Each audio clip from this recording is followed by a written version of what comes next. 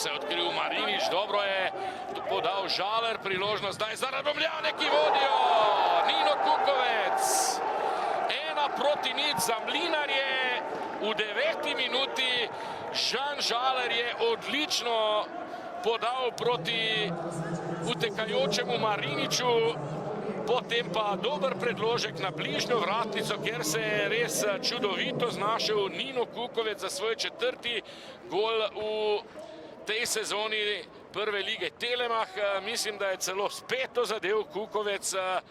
Takole, pogledajte, Žaler na robu ofsajda sicer, ne, potem pa z zunanjim delom desnice, ampak res odlično se je znašel tule Kukovec, Uroš Likar brez moči in Radomljani so torej povedli z 1:0. Tole tale krasna podaja Žalerja, zdi se, da je bilo vendarle vse čisto, ja, in gol je med tem seveda že potrjen, da tako rečem, od 15. minute, torej morda malce presenetljivo.